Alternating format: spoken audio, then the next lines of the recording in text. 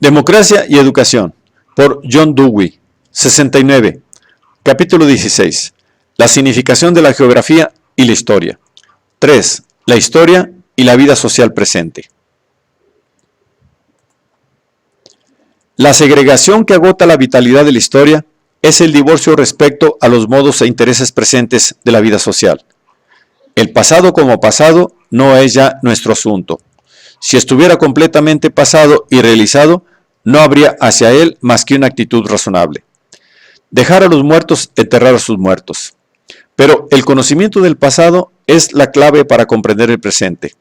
La historia trata del pasado, pero este pasado es la historia del presente.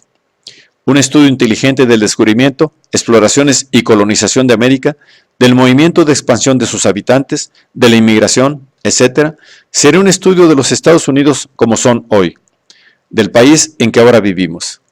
Estudiándolo en su proceso de formación, se revelan muchas cosas que son demasiado complejas para ser directamente captadas por la comprensión. El método genético fue quizá la principal adquisición científica de la segunda mitad del siglo XIX. Su principio es que el camino para penetrar en un producto complejo consiste en trazar el proceso de su formación, seguirlo a través de las etapas sucesivas de su desarrollo. Es unilateral aplicar este método a la historia como si significara solo el lugar común de que el estado social presente no puede separarse de su pasado. Significa igualmente que el pasado no puede separarse del presente vivo y conservar su sentido. El verdadero punto de partida es siempre una situación presente con sus problemas. Este principio general puede aplicarse sumariamente a una consideración de sus efectos sobre algunos puntos. El método biográfico se recomienda generalmente como el método natural de abordar el estudio histórico. Las vidas de los grandes hombres, de los héroes y dirigentes, hacen concretos y vitales episodios históricos que de otro modo serán abstractos e incomprensibles. Condensan en imágenes vivas series complicadas y confusas que se extienden tanto por el espacio y el tiempo que solo un espíritu muy cultivado puede seguirlos y desenredarlos. No puede ofrecer duda la solidez psicológica de este principio, pero se le interpreta mal cuando se le emplea para poner excesivamente de relieve las acciones de unos pocos individuos sin referencia a las situaciones sociales que representa.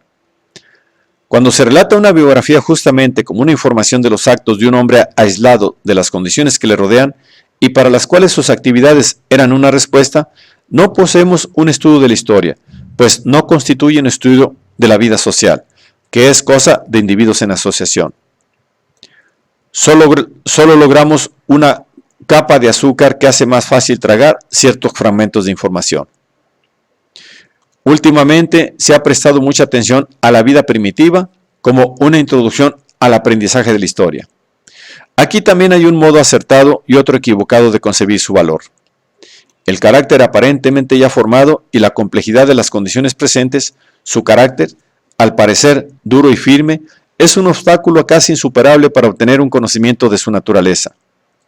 El recurrir a lo primitivo puede proporcionar los elementos fundamentales de la situación presente en una forma inmensamente simplificada. Es como deshilachar un tejido tan complejo y tan próximo a los ojos que no puede verse su trama hasta que aparecen los trazos más gruesos de su dibujo. No podemos simplificar las situaciones presentes por un experimento deliberado, pero el recurrir a la vida primitiva nos presenta la especie de resultados que desearíamos de un experimento. Las relaciones sociales y los modos de acción organizada se reducen a sus formas más bajas. Sin embargo, cuando se pasa por alto esta finalidad social, el estudio de la vida primitiva se convierte simplemente en una recitación de los rasgos sensacionalistas y excitantes del salvajismo. La historia primitiva sugiere la historia industrial, pues una de las principales razones para acudir a las condiciones más primitivas a fin de resolver el presente en factores percibidos más fácilmente es que podemos comprender cómo se han resuelto los problemas fundamentales de procurarse la subsistencia, la protección y el refugio. Y viendo cómo se han resuelto en los primeros días de la raza humana, formarse alguna concepción del largo camino que hubo de recorrerse y de las invenciones sucesivas por las cuales la raza ha llegado a la cultura. No necesitamos intervenir en la discusión respecto a la interpretación económica de la historia para comprender que la historia industrial de la humanidad ofrece una visión de dos fases importantes de la vida social en una forma que no puede hacerlo en ninguna otra fase de la historia. Nos presenta el conocimiento de las invenciones sucesivas por las cuales se ha aplicado la ciencia al control de la naturaleza en interés de la seguridad y prosperidad de la vida social. Revelará así las causas sucesivas del progreso social. Su otro servicio es colocar entre nosotros las cosas que conciernen fundamentalmente a todos los hombres en común, las ocupaciones y valores referentes al ganarse la vida. La historia económica trata de las actividades, del proceso y de la fortuna del hombre común, como no lo hace ninguna otra rama de la historia. La cosa que todo individuo tiene que hacer es vivir. La cosa que la sociedad tiene que hacer es lograr de cada individuo su justa contribución al bienestar general y tratar que éste obtenga a su vez justa retribución. La historia económica es más humana, más democrática y por tanto más liberalizadora que la historia política. No trata de la elevación y caída de los príncipes y potentados, sino del desarrollo de las libertades efectivas mediante el dominio sobre la naturaleza, del hombre común sobre la naturaleza, para quien no existen la realeza y los principados. La historia industrial ofrece también un camino más fácil para comprender la íntima conexión de las luchas, éxitos y fracasos del hombre que lo hace la historia política, por no decir nada de la historia militar, en la cual se convierte tan fácilmente la historia política cuando se la reduce al nivel de la comprensión juvenil. Pues la historia industrial es esencialmente un estudio del modo en que el hombre ha aprendido a utilizar las energías naturales desde el momento en que los hombres explotaban las energías musculares de otros hombres hasta el momento en que, como promesa, sino como realidad, los recursos de la naturaleza se hallan tan dominados que capacitan a los hombres para extender sobre ella un dominio común. Cuando se deja fuera la historia del trabajo y las condiciones para el uso del suelo, de las minas, de las plantas y animales domésticos y cultivados, de la manufactura y la distribución, la historia tiende a convertirse en meramente literaria, en una novela sistematizada de una humanidad mística que vive en sí misma en vez de vivir sobre la tierra. Quizá la rama más olvidada de la historia en la educación general, es la historia intelectual. Estamos solo comenzando a comprender que los grandes héroes que han hecho avanzar los destinos humanos no son los políticos, los generales y los diplomáticos, sino los descubridores e inventores científicos que han puesto en manos del hombre los instrumentos de una experiencia expansiva y controlada, y los artistas y poetas que han celebrado sus luchas, triunfos y derrotas en un lenguaje pictórico, plástico o escrito tal que su significado se ha hecho universalmente accesible a los demás.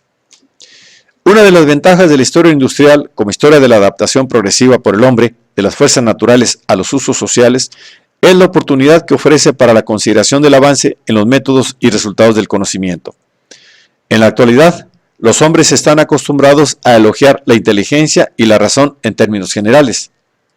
Se alega su importancia fundamental, pero los alumnos salen con frecuencia del estudio convencional de la historia y piensan o bien que el intelecto humano es una cantidad estática que no ha progresado con la invención de métodos mejores, o bien que la inteligencia es un factor histórico despreciable, salvo si se le considera como una exposición de sagacidades intelectuales.